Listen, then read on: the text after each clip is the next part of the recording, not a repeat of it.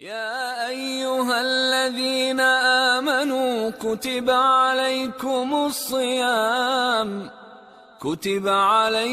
الصيام كما كتب على الذين من قبلكم لعلكم تتقون. السلام علیکم ورحمۃ اللہ وبرکاتہ. بسم اللہ الرحمن الرحیم. نحمد و نصلی علی رسولہ الکریم. اما بعد. اعوذ باللہ من الشیطان الرجیم. یا ایھا الذین آمنوا کتب علیکم الصیام کما کتب علی الذین من قبلکم لعلکم تتقون. اللہ رب العالمین کی تعریف اور اس کے پیارے حبیب جناب محمد رسول اللہ صلی اللہ علیہ وسلم پر درود و سلام کے بعد، محترم ناظرین و سامعین، روزوں کے مسائل کی اس سیریز میں آپ کا استقبال ہے. آج کے درس میں انشاءاللہ روزہ کے چند فضائل احادیث کی روشنی میں بیان کیے جائیں گے. اللہ رب العالمین ہم سب کو ان فضائل سے بہرہور فرمائے. روزہ ایک اہم عبادت ہے اور احادیث کے اندر اس کی بہت ساری فضیلتیں بیان کی گئی ہیں. رمضان المبارک کے روزوں کی سب سے بڑی فضیلت یہ ہے کہ اس کے ذریعے بندوں کی مغفرت ہوتی ہے اور بندوں کے گناہ ختم ہو جاتے ہیں. بخاری اور مسلم میں ابو ہریرہ رضی اللہ تعالیٰ عنہ سے روایت ہے، نبی کریم صلی اللہ علیہ وسلم نے ارشاد فرمایا: من صام رمضان ایمانا واحتسابا غفر له ما تقدم من ذنبه. جس نے اللہ پر اور روزے کی فرضیت پر ایمان کے ساتھ اجر و ثواب کی امید رکھتے ہوئے رمضان المبارک کے روزے رکھے تو اس کے پچھلے گناہ معاف کر دیے جاتے ہیں. یہاں گناہ سے مراد چھوٹے چھوٹے صغیرہ گناہ ہیں جو اللہ رب العالمین معاف فرما دیتا ہے، اور اگر بندہ کبیرہ گناہوں سے بھی توبہ کر لے تو وہ بھی معاف کر دیے جاتے ہیں. صحیح مسلم کے اندر ابو ہریرہ رضی اللہ تعالیٰ عنہ سے روایت ہے، اللہ کے نبی صلی اللہ علیہ وسلم نے فرمایا: الصلاۃ الخمس والجمعۃ الی الجمعہ ورمضان الی رمضان مکفرات ما بینہما اذا اجتنبت الکبائر. یعنی 5 وقتہ نمازیں اور ایک جمعہ دوسرے جمعہ تک اور ایک رمضان دوسرے رمضان تک درمیان کے گناہوں کا کفارہ بن جاتے ہیں. یعنی ایک نماز کے بعد دوسری نماز تک اور ایک جمعہ سے لے کر اگلے جمعہ تک اور ایک رمضان سے آئندہ رمضان تک انسان جو صغیرہ گناہ کرتا ہے، یعنی چھوٹے گناہ کرتا ہے، اللہ تعالی نماز، جمعہ اور رمضان کی برکت سے انہیں معاف کر دیتا ہے. ناظرین، رمضان کے روزے کے علاوہ جتنی بھی عبادتیں اور جس قدر نیک اعمال ہیں ان کا اجر و ثواب اللہ نے مقرر کر رکھا ہے. فرشتے مقرر کردہ ثواب بندوں کے نام اعمال میں لکھتے رہتے ہیں، مگر روزہ ایسی عبادت ہے کہ اس کا جو ثواب ہے وہ بے شمار ہے اور اس کا اجر اللہ رب العالمین بندوں کو خود دیتا ہے.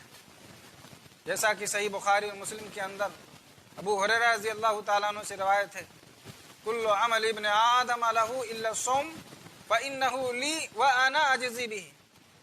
یعنی انسان کا ہر عمل اس کے لیے ہے، یعنی اس کا مقرر کردہ ثواب اس کو ملے گا سوائے روزہ. اس لیے کہ روزہ یہ اللہ فرماتا ہے یہ میرے لیے ہے اور بندہ میری خوشنودی کے لیے، میری رضا کی خاطر روزہ رکھتا ہے، ریاکاری سے دور رہتا ہے تو اس کا بدلہ میں ہی دوں گا. اسی طریقے سے روزہ یہ گناہوں سے، اللہ رب العالمین کے عذاب سے، شیطانوں کے حربوں سے، جہنم سے یہ بندے کو محفوظ رکھتا ہے. حدیث کے اندر آتا ہے، اللہ کے نبی صلی اللہ علیہ وسلم نے فرمایا: الصوم جنہ. روزہ یہ ڈھال ہے گناہوں سے، جہنم سے، شیطان کے چال سے، اس کے حربوں سے. اور ایک روایت کے اندر آتا ہے: صوم جنۃ یستجن بها العبد من النار. یعنی روزہ یہ ڈھال ہے، اللہ کا بندہ اس کے ذریعے جہنم کی آگ سے خود کو جو ہے محفوظ رکھتا ہے اور خود کو بچاتا ہے۔ محترم ناظرین، روزے دار کے منہ کی بو اللہ رب العالمین کے نزدیک کستوری کی خوشبو سے زیادہ جو ہے بہتر ہے۔ حدیث کے اندر آتا ہے، اللہ کے نبی صلی اللہ علیہ وسلم نے فرمایا، لا خلوف فم الصائم اطیب عند اللہ من ریح المسک، یعنی روزے دار کے منہ کی بو یہ اللہ رب العالمین کے ہاں کستوری سے بھی زیادہ جو ہے محبوب ہے۔ روزے دار کے لیے اس سے بڑھ کر کیا اعجاز ہو سکتا ہے، اور روزے دار کا کیا مقام ہے کہ وہ بو جو خود روزے دار کو بھی جو ہے پسند نہیں ہوتی، لیکن اللہ رب العالمین کی نگاہ میں، اللہ رب العالمین کے نزدیک روزے دار کے وہ منہ کی بو، جب انسان جو ہے خالی پیٹ ہوتا ہے، معدہ جب خالی ہوتا ہے تو اس کے منہ سے جو وہ بدبو نکلتی ہے، عجیب قسم کی جو ہے وہ بو ہوتی ہے، اللہ رب العالمین کو مشک کی خوشبو سے بھی زیادہ جو ہے پسند ہے۔ ناظرین، جنت کے 8 دروازے ہیں اور ان میں سے ایک کا نام ریان ہے۔ پیارے نبی صلی اللہ علیہ وسلم نے فرمایا کہ اس دروازے سے صرف روزے دار ہی داخل ہوں گے، جیسا کہ حدیث کے اندر آتا ہے، اللہ کے نبی صلی اللہ علیہ وسلم نے فرمایا، فی الجنت 8 ابواب، جنت کے اندر 8 دروازے ہیں، منہا باب یسمی الریان، اس میں ایک دروازہ ایسا ہے کہ جس کا نام باب الریان ہے، لا يدخل منہ الا الصائمون، اس دروازے سے صرف روزے دار داخل ہوں گے اور روزے دار کے علاوہ کوئی بھی جو ہے اس دروازے سے داخل نہیں ہو سکتا۔ روزے کی ایک فضیلت یہ بھی ہے کہ قیامت کے دن روزہ اور قرآن یہ دونوں بندے کے لیے اللہ رب العالمین سے سفارش کریں گے۔ مسند احمد کی روایت ہے، اللہ کے نبی صلی اللہ علیہ وسلم نے فرمایا، الصیام والقرآن یشفعان للعبد یوم القیامہ، یعنی روزہ اور قرآن یہ قیامت کے دن بندے کے لیے اللہ رب العالمین کی بارگاہ میں سفارش کریں گے۔ یہ روزہ کہے گا کہ اللہ میں نے اس کو کھانے پینے اور نفسانی خواہشات کی تکمیل سے اس کو پورا کرنے سے اللہ میں اس کو دن بھر روک کے رکھا، اے اللہ تو اس کے حق میں میری سفارش قبول فرما۔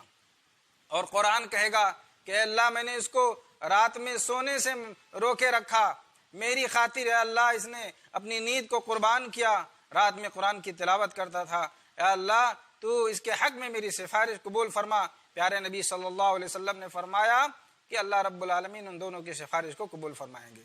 اسی طریقے سے روزے کی ایک فضیلت یہ بھی ہے کہ روزے دار کی دعا یہ رد نہیں ہوتی، روزے دار جو بھی دعا کرتا ہے اللہ رب العالمین اس کی دعا کو قبول فرماتے ہیں، جیسا کہ ترمذی کی روایت ہے، اللہ کے نبی صلی اللہ علیہ وسلم نے فرمایا، ثلاثۃ لا ترد، 3 لوگ ایسے ہیں کہ جن کی دعا رد نہیں کی جاتی، اور انہی میں سے آپ صلی اللہ علیہ وسلم نے فرمایا، الصائم حتی یفطر، روزے دار جب تک کہ وہ افطار نہ کر لے اس کی دعا اللہ رب العالمین قبول فرماتے ہیں۔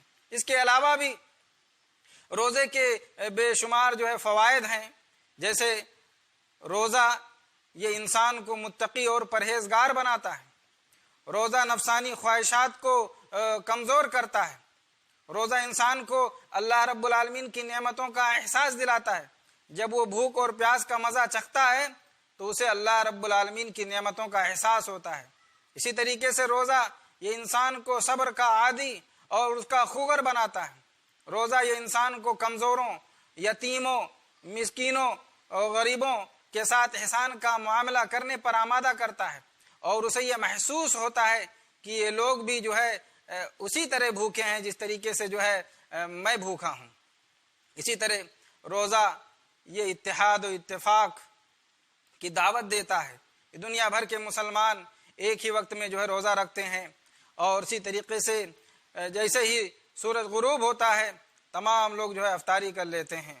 روزہ یہ عبادت اور اللہ رب العالمین کی اطاعت اور فرما برداری پر بندوں کو جو ہے آمادہ کرتا ہے۔